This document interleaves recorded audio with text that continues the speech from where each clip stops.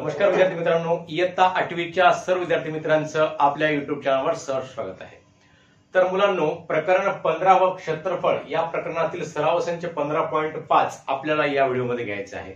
यामध्ये आपण कोणत्याही भौमितिक बहुभुजाकृती आकृतीचं क्षेत्रफळ कसं काढायचं आहे याचा आपण अभ्यास करणार आहोत दोन उदाहरणांच्या द्वारे।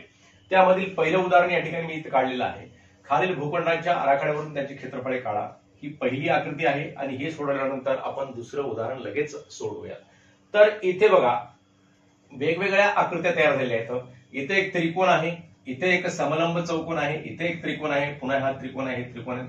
या सर्व या त्रिकोणाचे चौकोनाचे क्षेत्रफळांची बेरीज केल्यानंतर आपल्याला या पूर्ण बहुभुजाकृतीचं क्षेत्रफळ प्राप्त होत असते। मग आता आपण इथं कोणकोणत्या आकृत्या आहेत आणि याच्यामधल्या कोणकोणत्या आकृत्याच्या क्षेत्रफळाची आपल्याला बेरीज करता येते ते आपण बघूयात। तर सर्वप्रथम आपल्याला या ठिकाणी त्रिकोण PAQ चे क्षेत्रफळ काढूयात। एरिया ऑफ ट्रायंगल PAQ बरोबर आहे। आता म्हणजेच PAQ चं आपण क्षेत्रफळ काढताना सूत्र काय आहे, तर 1/2 गुणिले पाया गुणिले उंची हे सूत्र आहे। आपणा सर्वांना माहिती आहे। हे सूत्र केव्हा असते त्रिकोणाच्या क्षेत्रफळाचे सूत्र, जेव्हा त्याचा पाया आणि उंची दिलेली असते। म्हणजेच हे त्रिकोणाची ही बाजू काय आहे, उंची आहे। म्हणजेच काटकोन त्रिकोण जेव्हा असतो किंवा त्रिकोणाच्या 3 बाजूपैकी एखादी बाजू जेव्हा काटकोन असते तेव्हा त्याची काटकोनाची बाजू काय असते, त्याची उंची असते। किंवा मग एखाद्या त्रिकोणामध्ये त्याची उंची दिली असेल तरी सुद्धा हे सूत्र आपल्याला वापरता येते। मग 1/2 गुणिले पाया किती आहे, या ठिकाणी 30 आहे आणि उंची किती आहे तर 50 आहे। मग या 2 न 30 ला भाग देतो, 1 उरले 10 झाले, 5 10, 15 गुणिले 50। मग 15 गुणिले 50 तर याची क्षेत्रफळ किती निघते मग, म्हणून एरिया ऑफ ट्रायंगल PAQ बरोबर आहे 1500 आणि 15×5 75, 750 चौरस मीटर। सर्व मापे कशामध्ये सांगितलेले आहेत, मीटर मध्ये आहेत, म्हणून हे चौरस मीटर। हे झालं ह्या पहिल्या त्रिकोणाचं क्षेत्रफळ।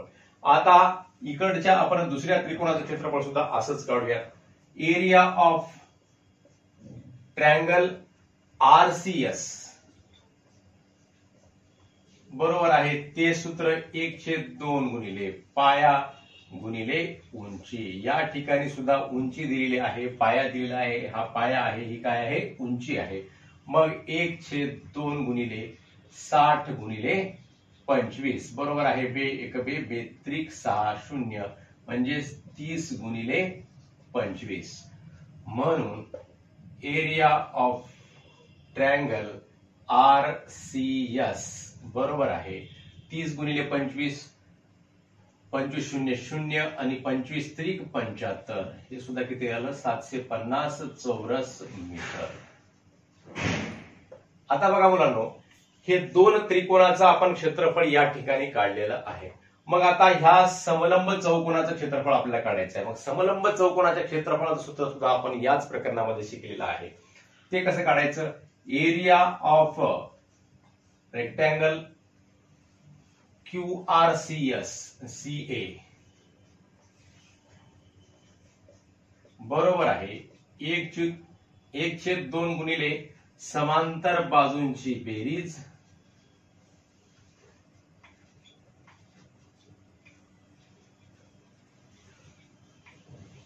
गुणिले लंबांतर म्हणा किंवा उंची म्हणा। तर आता बघा या ठिकाणी 1/2 कारण का, तर कारण समलंब चौकोन QRCA हा समलंब चौकोन असं लिहा। समलंब चौकोन आहे म्हणून आपण हे समलंब चौकोनाचं सूत्र वापरलं। समलंब चौकोन म्हणजे काय, तर चौकोनाच्या ज्या समोरासमोरल्या 2 बाजू असतात, ही एक बाजू असते आणि ही एक बाजू असते। 2 बाजूंच्या जोड्यापैकी, समोरासमोर बाजूंच्या 2 जोड्यापैकी ही एक जोडी आहे, ही एक जोडी आहे। या 2 जोड्यापैकी एक जोडी परस्परांना समान अंतरावर असेल, समांतर असेल, तर त्या चौकोनाला, अशा प्रकारच्या चौकोनाला समलंब चौकोन म्हणतात। मग हे बाजू QA आणि बाजू RC ह्या दोन बाजू कशा आहेत? समांतर आहेत. या दोन्ही बाजूंचं परस्परांपासून अंतर कसं आहे? समान आहे, सारखं आहे. मग ह्या समांतर बाजू आहेत आणि ही काय झाली? याची उंची झालेली आहे. मग समांतर बाजूंची बेरीज, समांतर बाजू कोणत्या कोणत्या आहेत? हे 50 मापाची QA आणि या 25 मापाची RC. 1/2 गुणिले 50 अधिक 25 गुणिले उंची किती आहे मुलांना? उंची आता ही 30 आणि 30 एकूण किती झाली? 60 झाली. 30 + 30 असं करा. बरोबर आहे. 1/2 गुणिले 50 अधिक 25 किती होतात? 75 गुणिले 30 आणि 30 किती? 60. तर या 2 न 60 ला बघूयात. 32 6 आणि 0 ला 0 6. बरोबर आहे. आता या 30 न गुणा 30 5 150 ला 0 ह्याचे आले 15. 30 5 150, 30 180, 30 7 210. 210 आणि 15 225. 2250 झालेला आहे. म्हणजेच आपण या 3 आकृत्यांचं क्षेत्रफळ काढलंय. 1 2 आणि 3. आता काय काढायचं आपल्याला? तर ह्या त्रिकोणामध्ये त्रिकोण PST हा त्रिकोण जर आपण बघितला तर ही जी बाजू आहे PS, या बाजूचे एकूण माप आपण काढूयात. लेंथ ऑफ PS बरोबर आहे length of PA plus length of AC plus length of CS. बरोबर आहे. लेंथ ऑफ PA किती आहे? लेंथ ऑफ PA आहे 30. हे 30 आणि लेंथ ऑफ AC किती आहे? 30 आणि 30 60 अधिक लेंथ ऑफ CS किती आहे? 60. बरोबर किती आलं? मग हे एकूण 150 मीटर आलं. म्हणजेच ह्या PS ची लांबी किती आलेली आहे? 150 मीटर आलेली आहे. आणि हे 150 आहे. या त्रिकोणामध्ये हे त्याला पाया दिला आणि ही काय दिली? उंची सुद्धा या ठिकाणी दिलेली आहे आपल्याला. मग उंची किती आहे? उंची आहे 30. त्रिकोणाची उंची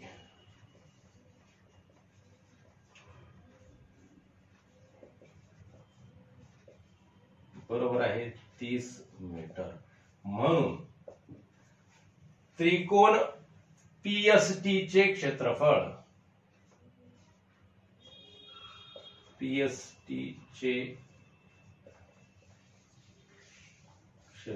बरोबर आहे 1/2 गुणिले पाया गुणिले उंची. बरोबर आहे 1/2 गुणिले पाया. पाया किती निघाला मुलांना? या ठिकाणी 150 निघाला आणि उंची किती आहे? तर 30 आहे. मग आपण या 2 न या 150 ला बघूयात. 2 7 14 1 उरले 2 5 10 बरोबर आहे 75 गुणिले 30. बरोबर आहे 30 5 150 ला 0 ह्याचे आले 15 आणि 30 7 210. 210 15 225. 2250 चौरस मीटर. इथं सुद्धा लिहूयात आपण चौरस मीटर. मग आता आपण हे सगळ्यांचं माप काढलं. ह्या प्रत्येक बहुभुजाकृतीचं आपण माप काढलं. याचं माप काढलं, याचं काढलं, याचं काढलं आणि या पूर्ण खालच्या मोठ्या त्रिकोणाचं काढलं. त्रिकोण PTS चं माप सुद्धा आपण या ठिकाणी काढलेलं आहे. PTS म्हणा किंवा PST म्हणा, काही म्हणते जाते. म्हणून बहुभुजाकृती भूखंडाचे एकूण क्षेत्रफळ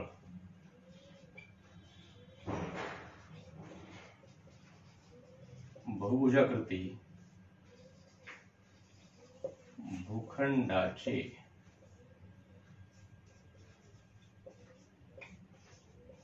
एकूण क्षेत्रफळ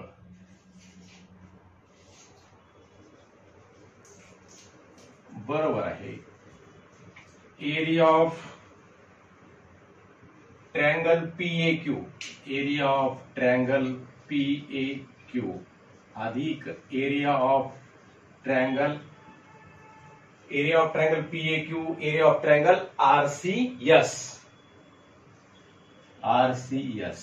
त्यानंतर एरिया ऑफ रेक्टँगल QRCA अधिक एरिया ऑफ रेक्टँगल QRCA अधिक एरिया ऑफ ट्रायंगल PST.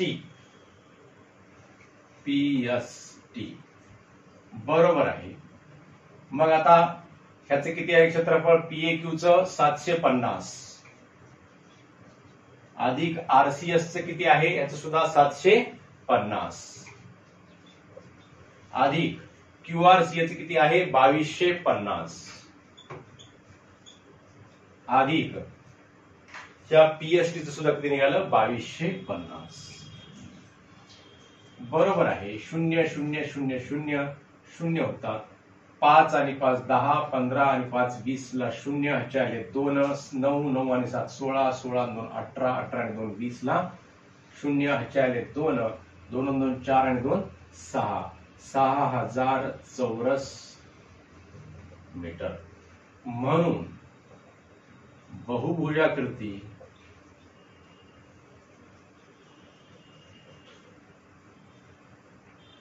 भूखंडाचे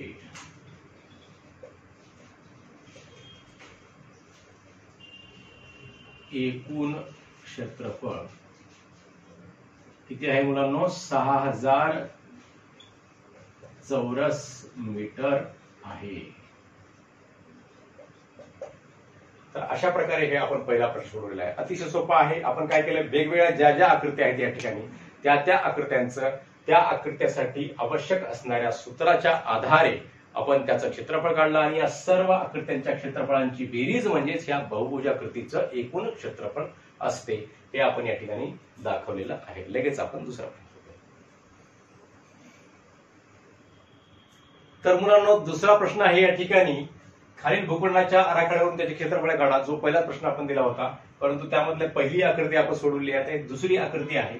तर ह्या आकृतीमध्ये ही बहुभुजाकृती आहे. याचं नाव आहे ABCDE. हा या ठिकाणी जवळपास पंचकोन असल्यासारखा आहे. यामध्ये दुसरे 3 आकृत्या तयार झालेल्या आहेत. मग आपल्याला हे कसे करावं लागते? अगोदर ह्या त्रिकोण ABEचं क्षेत्रफळ काढावं लागते. त्यानंतर त्रिकोण BCEचं क्षेत्रफळ काढावं लागते. आणि नंतर ह्या 2 त्रिकोणाचं क्षेत्रफळ किंवा मग या एकाच त्रिकोणाचं क्षेत्रफळ काढावं लागते. अशा विविध त्रिकोणाचे क्षेत्रफळ काढून त्या सर्व क्षेत्रफळांची बेरीज म्हणजेच ह्या बहुभुजाकृतीचं क्षेत्रफळ आपणास प्राप्त होते. मग पहिल्यांदा आपण ह्या त्रिकोण ABEचं क्षेत्रफळ जर काढायचं बघितलं तर इथं काटकोन आहे आणि काटकोन त्रिकोणामध्ये उंची दिलेली आहे आणि काटकोन त्रिकोण असेल आणि त्याची उंची दिली असेल आणि जर त्याचा पाया दिला असेल तर आपल्याला 1/2 गुणिले पाया गुणिले उंची या सूत्राच्या आधारे याचं क्षेत्रफळ काढता येते. परंतु पायाच दिला नाही. मग पाया कसा प्राप्त करायचा? तर इथे काटकोन त्रिकोण दिला म्हणजेच याला आपल्याला पायथागोरसचं सूत्र वापरावं लागते आणि त्या सूत्राचा वापर करून आपण याचा पाया काढू शकतो. त्रिकोण ABE हा कोणता त्रिकोण आहे? काटकोन त्रिकोण आहे. काटकोन त्रिकोण आहे. पायथागोरसच्या प्रमेयानुसार काय होते? मग आता बघा, पायथागोरसचा वापर होतो जिथं जिथं काटकोन त्रिकोण होतो तिथं पायथागोरसचा वापर होऊ शकतो. हे आपण लक्षात ठेवायचं. पायथागोरसच्या प्रमेयानुसार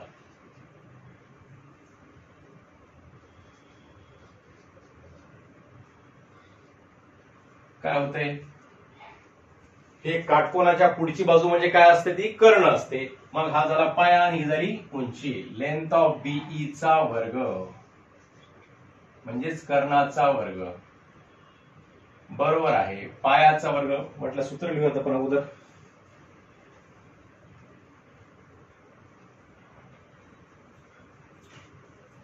कर्ण वर्ग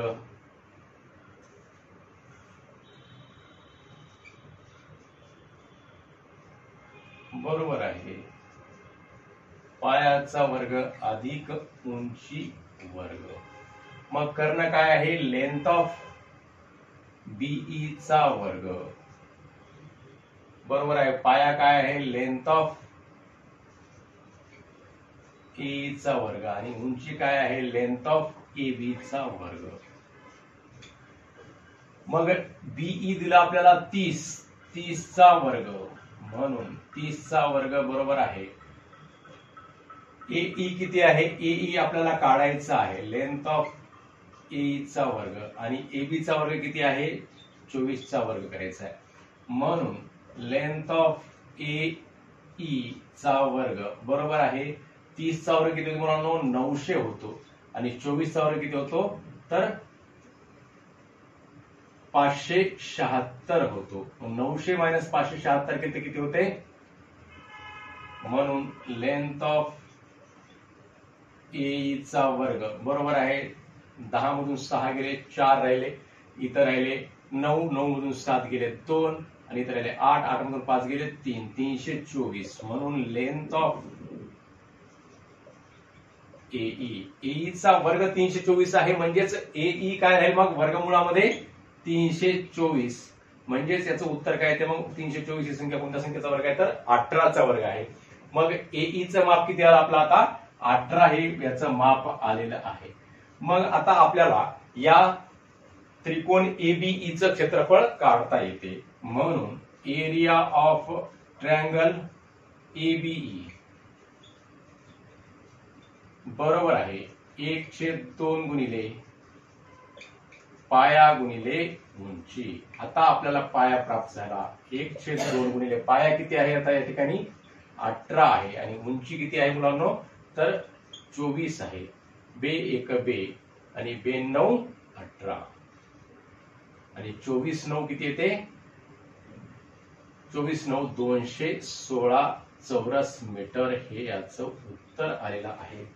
त्रिकोण एबीईचं क्षेत्रफळ किती आलेलं आहे 216 आलेलं आहे. मग आता आपण त्रिकोण बीसीईचं क्षेत्रफळ काढूयात. त्रिकोण बीसीई मध्ये या तीनही बाजूंची लांबी दिलेली आहे.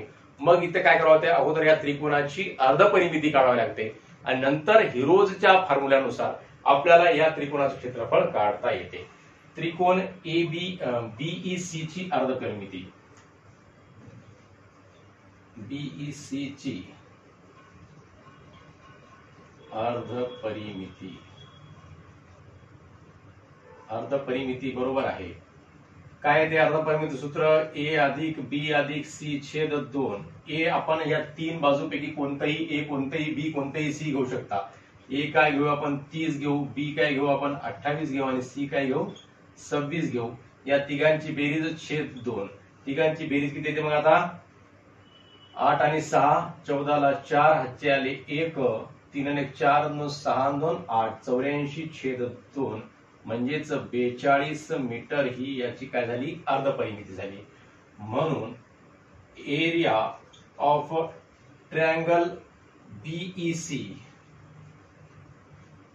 आता कोणतं सूत्र वापरायचं हिरोज फॉर्म्युला वापरायचा. एस कंसामध्ये एस मायनस ए, एस मायनस बी आणि एस मायनस सी हा फॉर्म्युला वापरायचा. बरोबर आहे वर्गमुळामध्ये एस ची किंमत किती आली आपली, ते अर्धपरिमिती म्हणजेच काय आहे एस आहे मुलांनो.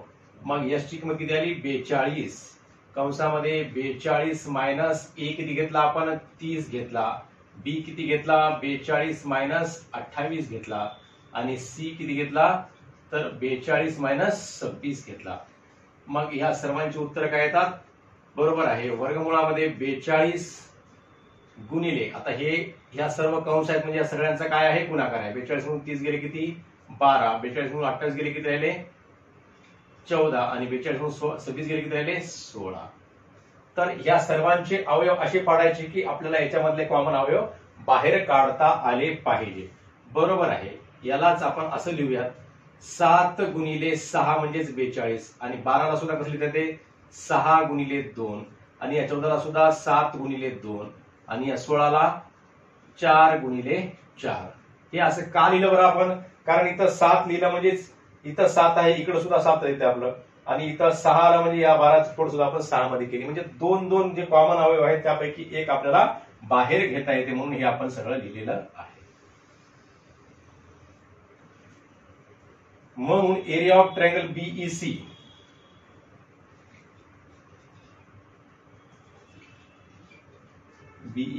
बरोबर आहे. या 2 7 पैकी एक 7 आपण बाहेर घेऊयात, 7 गुणिले या 2 6 पैकी एक 6 बाहेर घेऊयात, गुणिले या दोन पैकी एक 2 बाहेर घेऊयात आणि शेवटी या 2 4 पैकी एक 4 आपण बाहेर घेऊयात. म्हणजे त्याचं उत्तर काय येते, म्हणून एरिया ऑफ ट्रँगल बीईसी बरोबर आहे 7 42 गुणिले 4 दोन्ही 8 8 दोन्ही 16 आणि 8 चौक 32 8 दोन्ही 16ला 6 चाला 1 8 चौक 32 आणि 1 33 336 चौरस मीटर. मग मुलांनो आता आपल्याला ह्या त्रिकोणाचं क्षेत्रफळ कळालं, ह्या त्रिकोणाचं क्षेत्रफळ कळालं. आता ह्या 2 त्रिकोणाचं क्षेत्रफळ आपल्याला कसं काढता येते ते आपण बघूयात. मग आता इथं बघा, ही झालं हा पाया आहे आणि ही काय आहे, या त्रिकोणाची उंची आहे. म्हणजे परत या ठिकाणी 1/2 गुणिले पाया गुणिले उंची हे सूत्र वापरता याचं आपल्याला क्षेत्रफळ काढता येते. पुस्तकामध्ये आपल्याला हे 16 माप इथं खाली दिलेलं आहे, जे चुकून प्रिंट मिस्टेक आलेलं आहे. इथं 16 माप घेतल्यानंतर आपलं याचं उत्तर येत नाही, आपण काही प्रयत्न केले तरी. म्हणजे 16 माप कुठं पाहिजे, इथं पाहिजे. चुकून थोडंसं ते खाली दिल्यामुळं आपलं कन्फ्युजन होऊ शकते, परंतु हे माप इथं 16 जर घेतलं तर याचं उत्तर बरोबर येते. मग एरिया ऑफ ट्रँगल ईसीडी बरोबर आहे 1/2 गुणिले पाया गुणिले उंची बरोबर आहे 1/2. पाया किती आहे मुलांनो 28 आणि उंची किती आहे 16. बे 1 बे 8 16 बरोबर आहे 28 गुणिले 8 बरोबर आहे 8 8 64 ला 4 हाच्याले 6 8 2 16 आणि 6 22 224 चौरस मीटर. मग आता म्हणून बहुभुजाकृती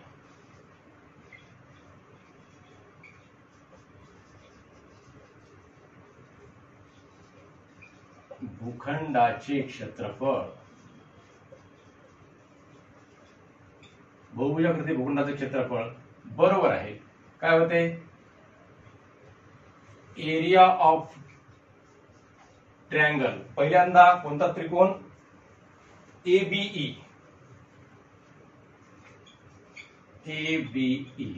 हा जो पहिला त्रिकोण आहे त्याचे क्षेत्रफळ अधिक नंतर एरिया ऑफ ट्रँगल बीईसी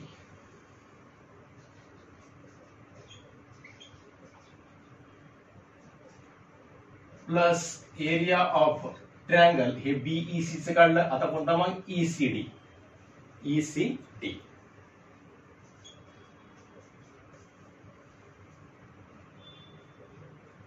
बरोबर आहे. ह्याचं किती आहे क्षेत्रफळ 216. बीईसी चं किती आहे 336 आणि या ईसीडी चे किती आहे 224 बरोबर आहे. 6 6 12 12 आणि 4 16 16 ला 6 हातचे आले 1 1 आणि 1 2 2 आणि 3 5 5 आणि 2 7 2 आणि 3 5 5 आणि 2 7 776 336 216 आणि 224 776 चौरस मीटर.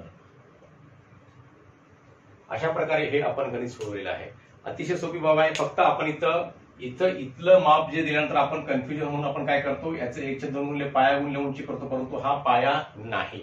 पाया काय आहे हा आहे आणि ही काय आहे उंची आहे आणि हा कर्ण आहे त्याचा. म्हणजेच आपल्याला ह्याचं माप काढण्यासाठी पायथागोरसचा प्रमेय वापरावा लागतो आणि पायथागोरसचा प्रमेय वापरून आपण या ठिकाणी काय काढला एईचं माप काढलं म्हणजेच पाया काढला आणि त्यानंतर मग याचं 1/2 पाया गुणिले उंची हे सूत्र वापरलं आणि त्याचं या त्रिकोणाचं क्षेत्रफळ काढलं. मग या त्रिकोणामध्ये ह्या तीनही बाजूंची लांबी दिलेली आहे. मग इथं हिरोज फॉर्म्युला वापरावा लागतो. हिरोज फॉर्म्युलानुसार अगोदर काय करावं ते अर्धपरिमिती काढावं. अर्धपरिमिती म्हणजे 3 बाजूंच्या लांबीची बेरीज छेद 2. मग हे अर्धपरिमिती निघते. अर्धपरिमिती निघाल्यानंतर हिरोज फॉर्म्युला वापरायचा. वर्गमुळामध्ये एस कंसामध्ये एस मायनस ए, दुसऱ्या कंसात एस मायनस बी, तिसऱ्या कंसात एस मायनस सी या सूत्रामध्ये किमती ठेवल्या आणि सोडवल्यानंतर आपल्याला दुसऱ्या त्रिकोणाचं क्षेत्रफळ प्राप्त होतं आणि तिसऱ्या त्रिकोणामध्ये ही उंची दिलेली आहे आणि उंचीचं माप थोडंसं प्रिंट मिस्टेक खाली आलंय. हे जर उंची इथं द्यायचं माप चुकून खाली पडलं होतं.